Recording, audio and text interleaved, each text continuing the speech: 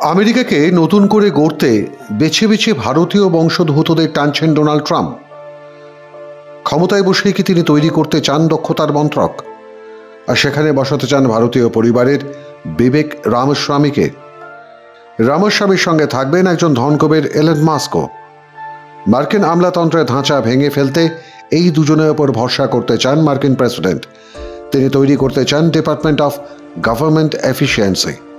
কিন্তু এই বিভাগের কাজ কি হবে? তারা আলগা করবেন আমলাতন্ত্রের লাল ফিতের ফাঁস, কমাবেন সরকারি নিয়ন্ত্রণের আধিক্য, বন্ধ করবেন বাজে খরচ, আর ফেডারেল এজেন্সিগুলোকে নতুন করে সাজাবেন। ট্রাম্পের ভাষায় এটা একটা সেফ আমেরিকা মুভমেন্ট। এতে জালিয়াতি বন্ধ হবে, গড়ে উঠবে নতুন America. We have Vivek Ramaswamy.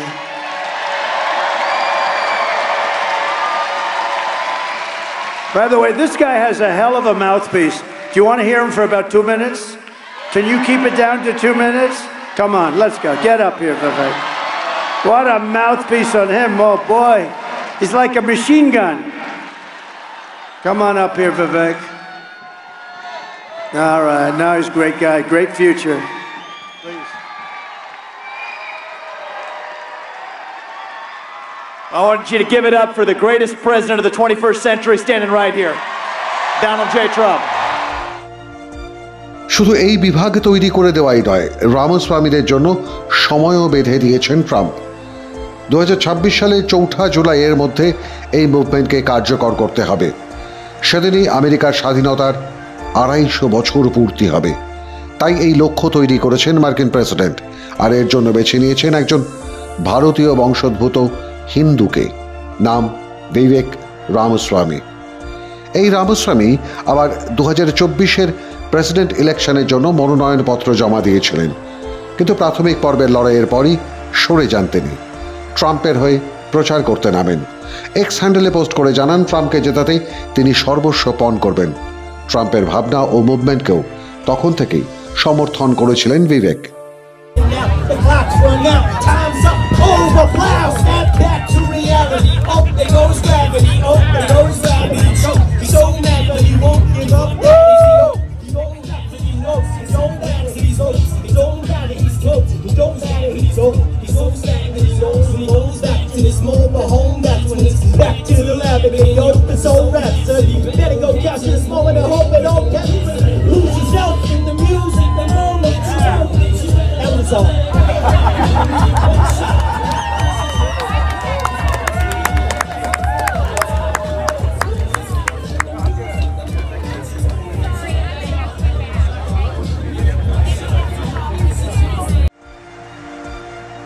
বিবেকের বাবার নাম ভি গণপতি রামস্বামী। পেশায় ছিলেন ইঞ্জিনিয়ার। কেরল থেকে পাড়ি দিয়েছিলেন আমেরিকায়। মা গীতা রামস্বামী একজন সাইকিয়াট্রিস্ট। 1985 সালে ওহিওর সিনসিনাটিতে জন্ম বিবেক রামস্বামীর।